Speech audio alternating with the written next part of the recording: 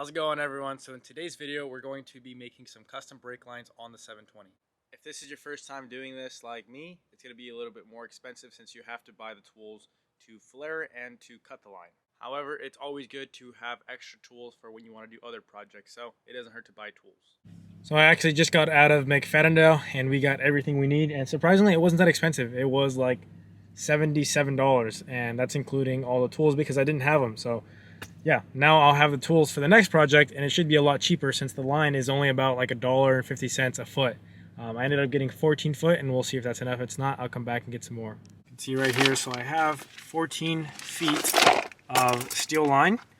This is 3/16, and then I got a flaring toolkit which does double flare, so I'll be able to use this in the future for other stuff. I am going to be doing a double flare, and then I ended up getting a tool to cut the line. I would like to do this right now and make the brake lines and the clutch line right now before it's painted. That way I don't go scratching stuff up. But I think the goal is to try and tuck it under this lip right here. So the factory ones, they come out, they go up here, and they go up here above the little edge, and then they come down and they have a little, I'm not really sure what it's called, like a little release valve or something for the master, and then they just go back into the brakes. Now the plan is to either go down this way, run it along the frame rails into a little T, since this is obviously for the brakes. So there's two that come out, one for the front and one for the rear. So one comes out, goes into a T, and then the T goes into the driver's side front. The other one goes over, which then goes down there to the passenger side front. And then the other one just comes straight out and goes like that to this one right here, which goes to the rear brakes, where there's another T back there. So another reason why I'm removing the brake lines is they're just super complicated for no reason. I'll show you guys more right now when I actually start to run them. But the first step is going to be to try and straighten it out. Now I already did a little test flare right here. You can see it's a double flare, and it's a 37-degree double flare. So got a little kit right here to do the double flare, and then I also got some cheap little cutters, which were I think like $5. In order to find out the length that I need, I have this rope that I had laying around. It's about 80 inches in length. So what I did is obviously I put it where I need to, routed it the way I want it to, just to get a rough measurement. Go down, up, tucked over there, go down, blah, blah, blah. And I got 66 inches. Now, if you guys want to copy my exact measurements, go ahead, feel free. But like I said, if you're doing it your own way, this would be a great way to do this. Or if you're doing it on a different car, you can do the same method. So I got 66 inches. Right here you can see I got this all not straightened out perfectly, but just enough to measure 66 inches and cut it. The way this cutter works is you loosen it all the way, you wrap it around like this, and then you tighten it. You can see there's a little blade on there. I don't want to do it too tight because I don't want to cut right here, but you tighten it, and then you just spin it around, and then when this thing starts to get loose on you, then you tighten it some more. I'll just say I'm loosening it up, but you tighten it up, turn it some more, and you just keep tightening it until it cuts through, and then you just remove it. So just be sure that when you flare it, put your fittings in first before you flare it. On the first one it's okay, but if you already have the other side flared, make sure that you put them in, because you're going to flare it, you're going to be like, oh, okay, it's good, put it on, and then you're going to be missing one of your fittings, and you're not going to be able to put it in. So you have to cut it and reflare it and do all that. So just remember to put your fittings in there before you flare it.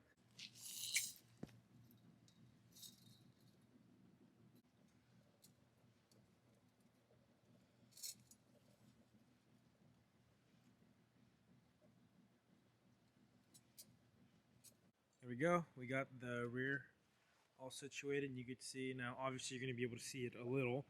There's no real way to fully tuck it unless you go down and under. But I think that looks way better than it going up and up here. So that's just one done. It didn't take that long. I think the longest and hardest part is measuring it and figuring out all the bends. But what I did, like I said, is I got the rope, figured out the length. Then I got a piece of welding wire that I had laying around, cut it to the length, and then bent it to kind of simulate the bends that I need. And then came back, bent the line roughly where I need it, tested it, and then bent some more, took some bend out and added some bend in certain spots that needed it. And then obviously once everything's good, then I put my fittings on and flared it.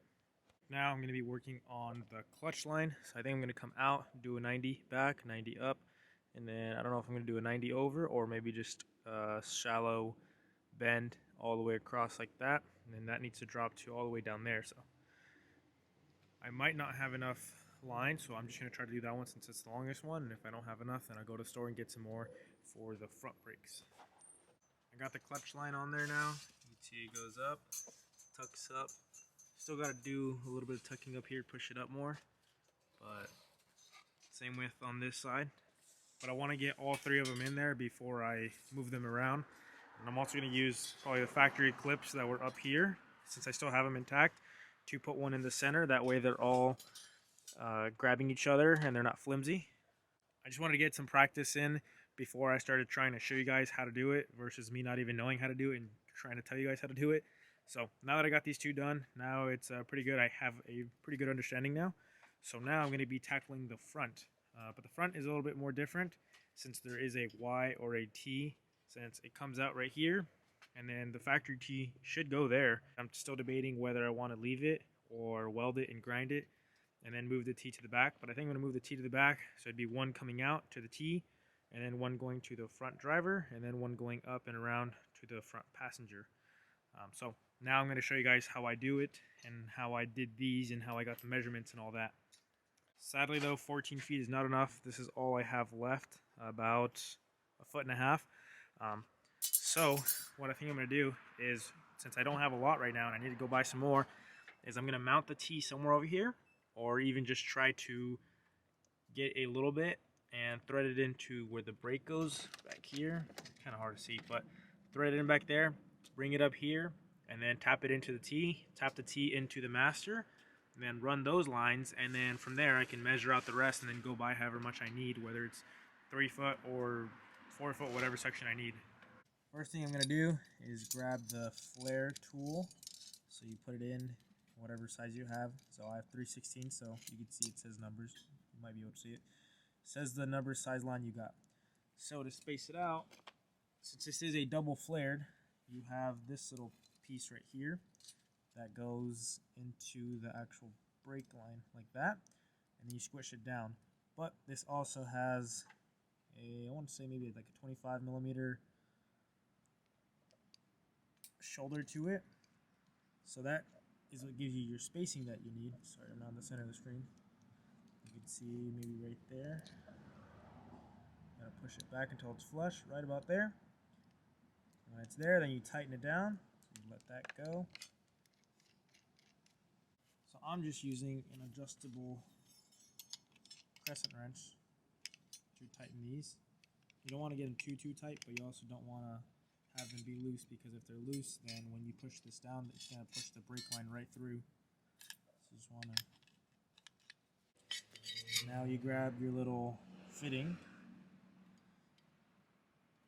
for the first stage to crush it. Put your clamp on there. It's kind of hard to do this with one hand. I should say two hands, but trying to get it on footage. That's what it should look like, and now you grab your crescent wrench and you start to tighten it up.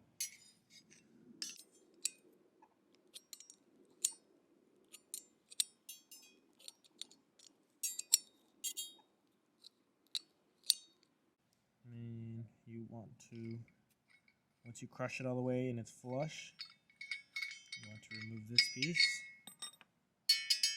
take the fitting off, and then it should look something like this. Now you want to put this back on and crush it again,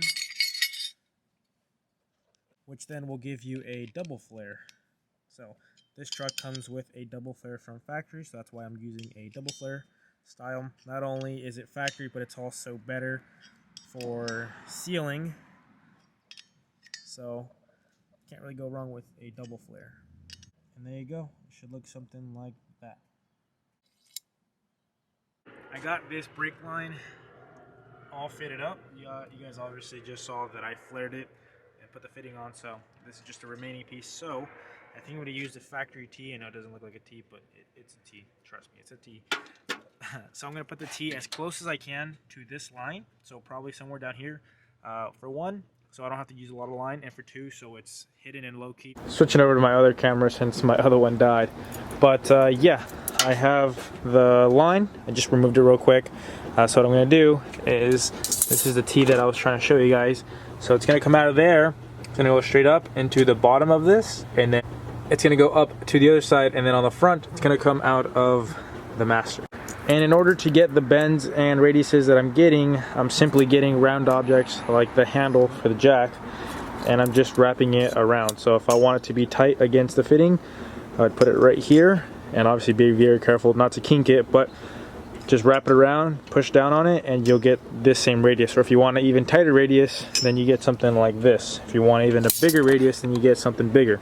Here you can see that I have some bigger radiuses, so I got those on this right here, since it's about a 3-inch in diameter tube versus this being a 1-inch tube. Obviously you can see there's a tighter radius here. So for the bottom, I want it to be a little tighter, so I'm going to be using this. So I actually ended up picking up 5 more feet of the steel tubing since I ran out for that last portion, which was really only like 10 bucks, maybe even less than 10 bucks, so it wasn't that much. I'm going to be putting some before and after pictures, that way you guys can see the difference and you can see a side by side.